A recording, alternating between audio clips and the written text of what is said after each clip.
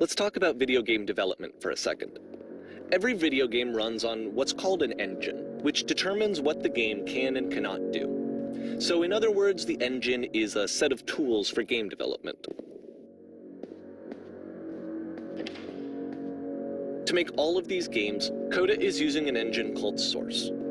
Like all engines, Source has certain things that it does well, and it has certain things that it does poorly. One of the things that it does very well is boxy linear corridors. That's why so many of Coda's games are set in these large, flat, empty rooms, is just because he's working with what the engine does well.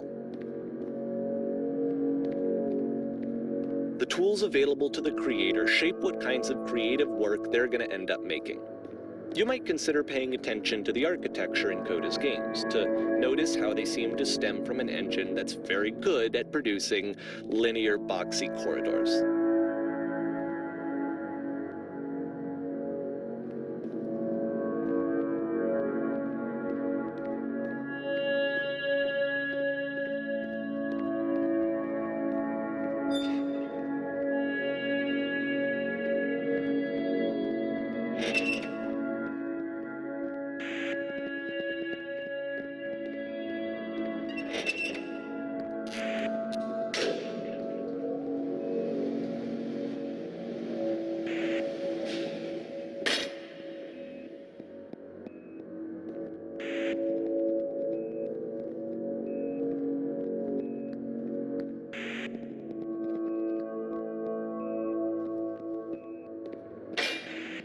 This prison, funny enough, in Coda's original design, the doors stayed shut for a full hour before letting you go. If you don't mind, I think we're gonna skip that. This is something that he and I used to argue about a lot. You know, whether a game ought to actually be playable, whether it means anything if no one can get through it. And I would always defend that, you know, all this work goes into the game, why not make it playable and accessible? And so we just got into heated arguments over it, and there was one time that after one of these conversations, he went home, and a day or two later, he sent me a zip file entitled Playable Games that was full of hundreds of individual games, each of which was just an empty box that you walked around in and nothing else. Believe me, I played every single one of those just to find out if there was like a gag hidden somewhere. There wasn't.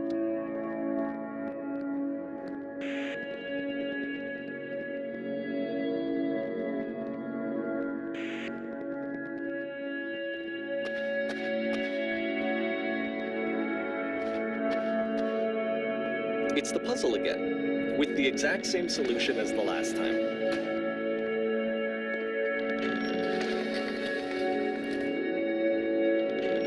There's still no clear indication of what makes this puzzle so special that Coda is going to return to it over and over. But I promise I'll share with you my interpretation very shortly.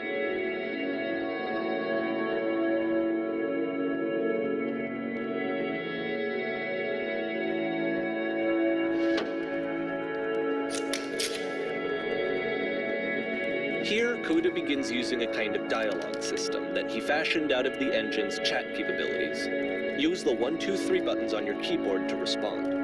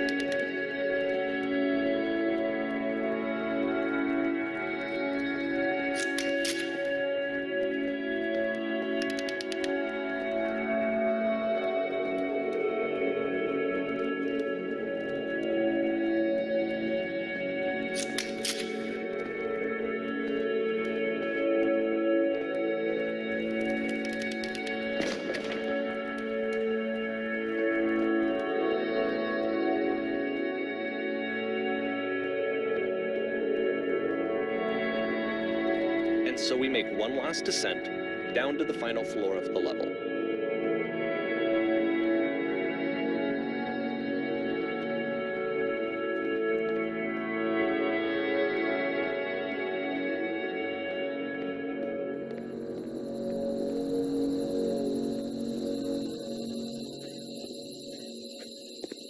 It's a lamppost. Okay, I can't tell you quite why, but for some reason Coda fixates on this lamppost. It's going to appear at the end of every single one of his games from here on out. I'll tell you what I think. I think that up to this point, he's been making really strange and abstract games with no clear purpose, and maybe you can only float around in that headspace for so long. Because now he wants something to hold on to. He wants a reference point. He wants the work to be leading to something.